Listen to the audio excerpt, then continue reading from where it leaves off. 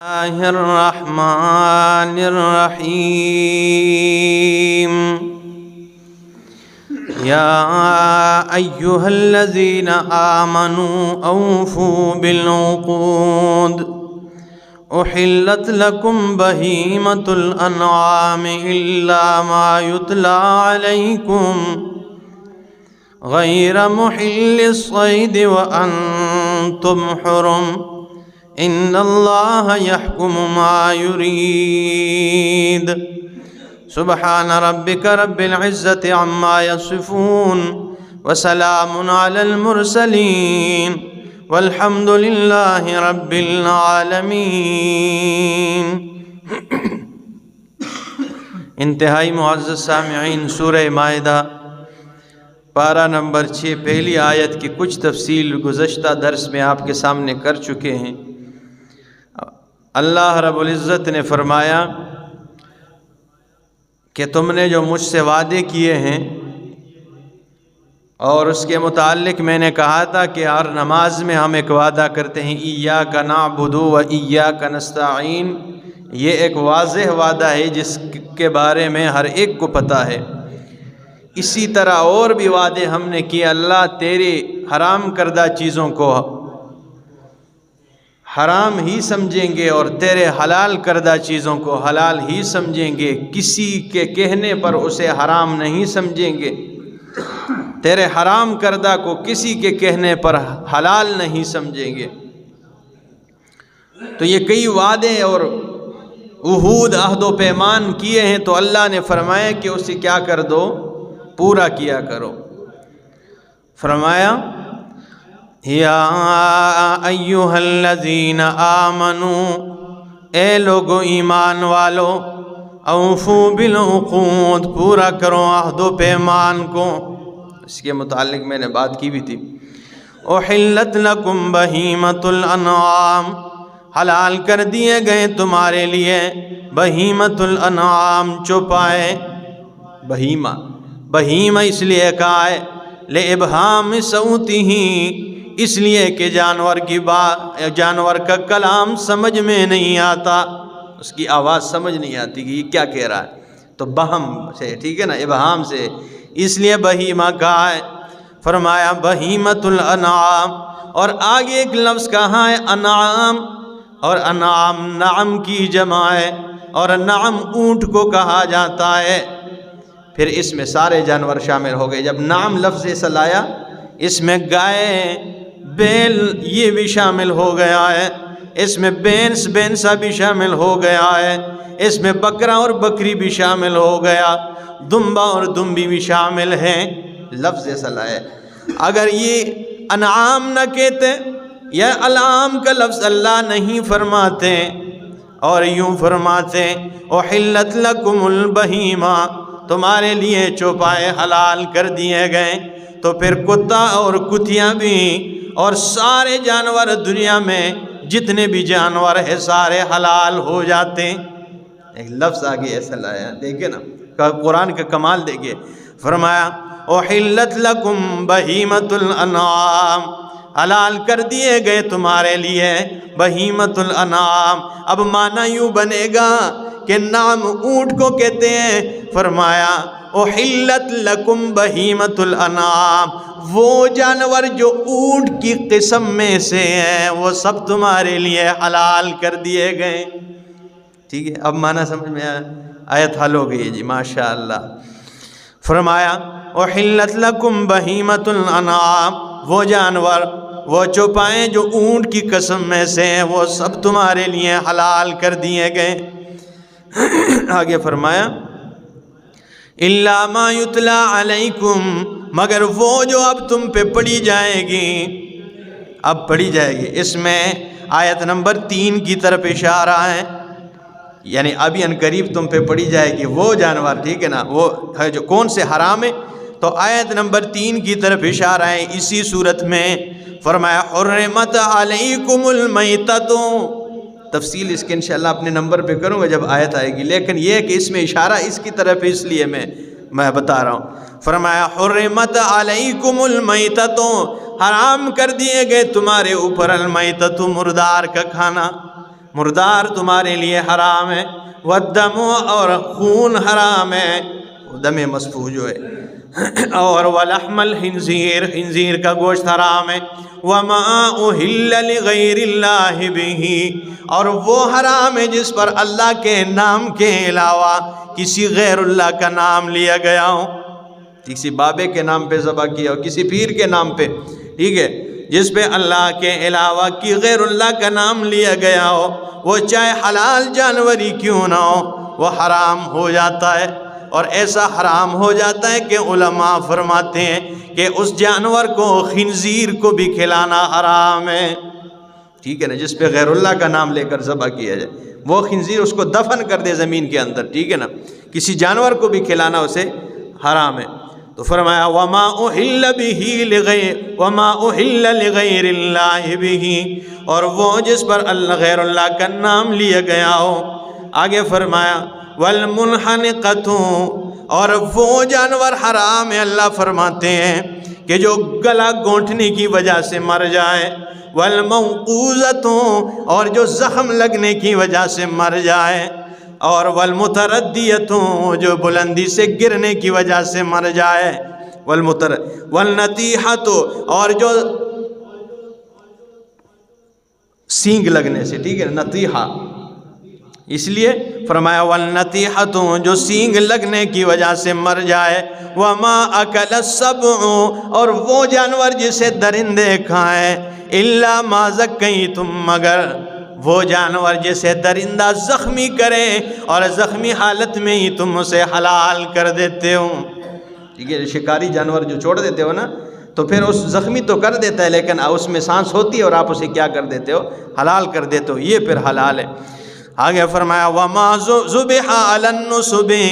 اور وہ جانور تمہارے لیے حرام ہے، ذبح علی النصب جو درگاہوں پر ذبح کیا گیا ہو، ٹھیک ہے، معنی دیکھ لینا بے شک، ٹھیک ہے نا، درگاہ تانا، ٹھیک ہے نا، فرمایا وما ذبح علی النصب اور وہ جانور حرام ہے، ذبح علی النصب جو درگاہوں پر ذبح کیا گیا ہو، وہ گائے کیوں نہ ہو، وہ بکرا اور بکری کیوں نہ ہو، وہ حلال جانور دمبا اور دمبی کیوں نہ ہو، وہ ایک مکی کیوں نہ ہو، ٹھیک ہے نا، کچھ بھی ہو، ٹھیک ہے، کسی درگاہ پہ ذبح کر دے، ٹھیک ہے نا، حلال جانور ہی کیوں نہ ہو، وہ تمہارے لیے کیا ہے، حرام ہے۔ وما ذبح علی النصب وان تستقسموا بالازلام اور وہ جانور جنہیں تم تیروں کے ذریعے تقسیم کرتے ہو، تیروں کے ذریعے تقسیم کرتے ہو، ذالکم فسق یہ فسق ہے، اس کو یہ تمہارے لیے حرام ہے، یہ جانور، یہ جتنے بھی نام لیے نا، خون دم مسفوح اسی طرح، ٹھیک ہے نا۔ تو اوپر جو فرمایا کہ الا ما یتلی علیکم وہ جو تمہارے اوپر ابھی پڑھی جائے گی، تو اس آیت نمبر 3 کی طرف اشارہ فرمایا، اس کی تفصیل آگے انشاءاللہ اپنے نمبر پہ کروں گا۔ تو فرمایا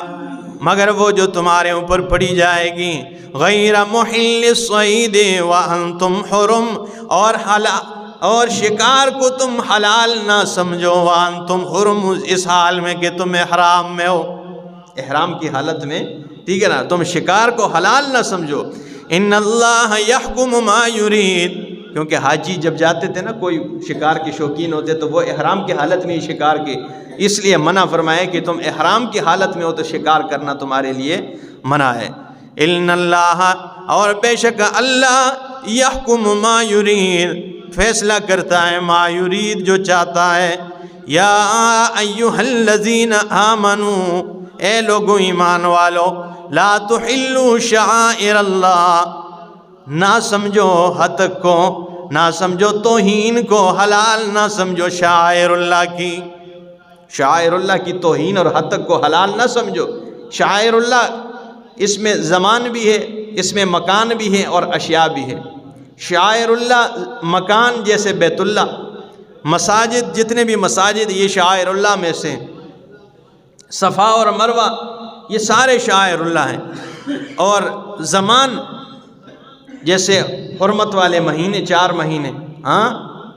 محرم، رجب، ذوالقعدہ، ذی الحجہ، یہ 4 مہینے جو ہے یہ حرمت والے، یہ زمان میں سے، اشیاء میں سے علماء کرام فرماتے ہیں کہ قربانی کے جو جانور ہوا کرتے، قرآن نے بھی کہا ہے جس کے گلے میں وہ پٹا ڈال دیتے بھائی یہ جانور قربانی کا ہے،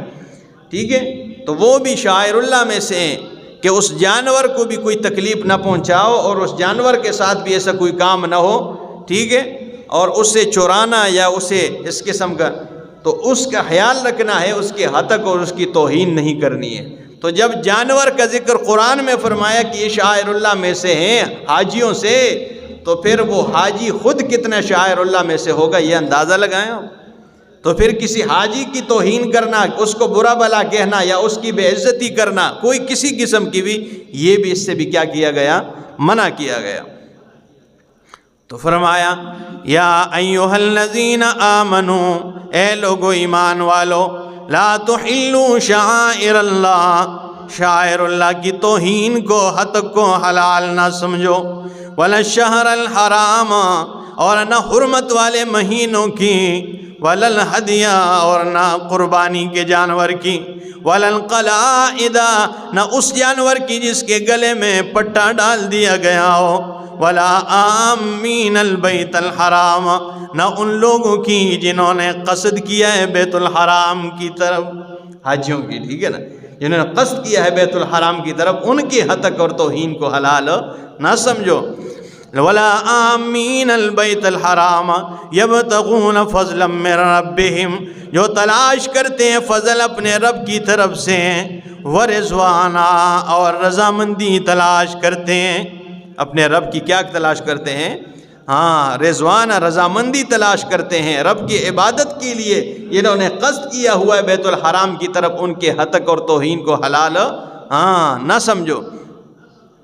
فرمایا وَإِذَا حَلَلْتُمْ فَاصْطَادُوا، اور جب تم حلال ہو جاؤ یعنی احرام سے نکل جاؤ، احرام تم اتار دو، فَاصْطَادُوا، تمہارے لیے شکار حلال ہے، کرو پھر شکار، فَاصْطَادُوا، پھر تم چاہو بس شکار کرو، لیکن احرام سے نکل جاؤ۔ وَلَا يَجْرِمَنَّكُمْ شَنَآنُ قَوْمٍ أَن صَدُّوكُمْ عَنِ الْمَسْجِدِ الْحَرَامِ، وَلَا يَجْرِمَنَّكُمْ شَنَآنُ قَوْمٍ، اور نہ ابھارے تمہیں کسی قوم کی دشمنی، أَن صَدُّوكُمْ عَنِ الْمَسْجِدِ الْحَرَامِ، یہ کہ انہوں نے روکا تمہیں مسجد حرام سے، أَن تَعْتَدُوا، یہ کہ تم حد سے تجاوز کرو، زیادتی کرو ان پہ۔ یہ اس آیت کی کیا مطلب ہے؟ جب 6 ہجری کو صحابہ کرام رضوان اللہ تعالی علیہم اجمعین مدینہ سے مکہ کی طرف عمرہ کے لیے جا رہے تھے، مشرکین نے راستے پر حدیبیہ کے مقام پہ روک لیا کہ بھائی ہم تو آپ کو عمرہ کرنے نہیں دیں گے۔ رسول اللہ صلی اللہ تعالی علیہ وسلم نے حضرت عثمان ابن عفان رضی اللہ تعالیٰ عنہ کو بھیجا کہ آپ جائیں اور ان سے مذاکرات کریں کہ بھائی ہم لڑنے کے لیے نہیں آئے، بغیر اسلحے کے آئیں، ہم عمرہ کرتے ہیں احرام باندھ کر، عمرہ کرنے کے بعد واپس چلے جائیں گے۔ حضرت عثمان رضی اللہ تعالیٰ عنہ جب گئے تو انہوں نے کہا آپ عمرہ کر سکتے ہیں، باقیوں کو ہم اجازت ہو، یہ ہماری توہین بے عزتی ہے،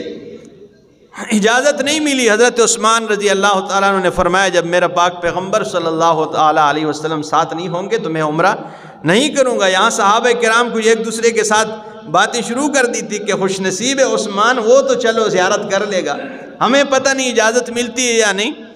رسول اللہ صلی اللہ علیہ وسلم نے جب یہ بات سنی تو فرمایا میرے یارو کیا کہتے ہو آپس میں؟ انہوں نے کہا یا رسول اللہ عثمان خوش نصیب ہے، وہ چلو عمرہ تو کرے گا، ہمیں اجازت ملے گی یا نہیں؟ تو اللہ کے رسول صلی اللہ علیہ وسلم نے فرمایا خدا کی قسم ہے مجھے اپنے عثمان پہ یہ یقین ہے، تم تو یہ کہتے ہو لیکن مجھے عثمان پہ اتنا یقین ہے کہ اس کے ساتھ جب اس پیغمبر نہیں ہوگا تو وہ عمرہ نہیں کرے گا، وہ طواف نہیں کرے گا۔ اور ایسے ہی ہوا کہ جیسے آپ کا اعتماد تھا اور یقین تھا، حضرت عثمان رضی اللہ تعالیٰ نے فرمایا بھائی میں بھی عمرہ نہیں کرتا جب آپ ہمارے ساتھ نہیں۔ تو پھر 7 ہجری کو عمرۃ القضاء کیا صحابہ نے اور رسول اللہ صلی اللہ علیہ وسلم نے، اور پھر 8 ہجری کو مکہ فتح ہو گیا۔ پھر وہ لوگ مسلمان بھی ہو گئے تھے، ان میں بہت سارے جنہوں نے روکا تھا مومنین کو، تو صحابہ کرام تو دیکھ رہے تھے انہوں نے ہمیں روکا تھا، تو انہوں نے کہا ان پتہ لگ سی، ٹھیک ہے نا، جنہوں نے ہمیں روکا تھا اب مکہ فتح ہو گیا، فاتحانہ سردار بادشاہ بن کے صحابہ کرام مکے میں کھڑے ہیں اور تلواروں سے خون ٹپک رہا ہے، ٹھیک ہے۔ اس وقت صحابہ کرام تھے چند جنہوں نے کہا اون بدلا کنسا، ٹھیک ہے، اون پوچھتا، تو اللہ نے یہ آیت اتار دی ان کی تائید کے لیے کہ جو مسلمان ہوئے تھے ان مشرکین میں سے جنہوں نے روکا تھا، اللہ نے فرمایا وَلَا يَجْرِمَنَّكُمْ شَنَآنُ قَوْمٍ، اور کسی قوم کی دشمنی تمہیں نہ ابھارے، ان صدوکم عن المسجد الحرام، یہ کہ روکا انہوں نے تمہیں مسجد حرام سے، ان تعتدوا، یہ کہ تم زیادتی کرو، وتعاونوا علی البر والتقوی، اور تعاون کرو ایک دوسرے کے ساتھ، علی البر، نیکی کے کاموں میں، والتقوی، پرہیزگاری میں، تقوی میں، نیکی کے کاموں میں ایک دوسرے کے ساتھ کیا کرو، تعاون کیا کرو۔ وَلَا تَعَاوَنُوا عَلَى الْإِثْمِ وَالْعُدْوَانِ، اور وَلَا تَعَاوَنُوا، اور مدد نہ کرو، معاونت نہ کرو، عَلَى الْإِثْمِ، گناہ پر، وَالْعُدْوَانِ، اور زیادتی پر، سرکشی پر، زیادتی پر جو ہے نا، مدد نہ کرو نیکی کے کاموں میں، تقوی کے کاموں میں۔ یہ اس لیے تو یہ اس موقع پر یہ آیت اتار دی اللہ نے ان کے لیے، ان کے حق میں، کہ کسی قوم کی دشمنی تمہیں اس بات پہ نہ ابھارے کہ جنہوں نے تمہیں مسجد حرام سے روکا اب وہ مومن بن چکے ہیں، تو یہ نہ ہو کہ آپ اب بھی ان سے دشمنی نکالنے کے چکر میں ہو۔ تو فرمایا ایک دوسرے کے ساتھ تعاون کرو تقوی کے ساتھ، اور اسی طرح بر، نیکی کے ساتھ، وَلَا تَعَاوَنُوا عَلَى الْإِثْمِ وَالْعُدْوَانِ، اور سرکشی زیادتی کے ساتھ نہ کرو، وَاتَّقُوا اللَّهَ، اور ڈرو اللہ سے، ان اللہ شدید العقاب، بے شک اللہ رب العزت جو ہے شدید العقاب، سخت عذاب دینے والا ہے۔ تو شدید العقاب، اللہ ہی سخت عذاب دینے والا ہے۔ اللہ ہمیں قرآن کی سمجھ عطا فرمائے، عمل کی توفیق عطا فرمائے۔ حرمت علیکم المیتۃ والدم ولحم الخنزیر وما اہل لغیر اللہ بہ، اس میں تھوڑی تفصیل ہے انشاءاللہ یہ اگلے درس میں، اللہ عمل کی توفیق عطا فرمائے۔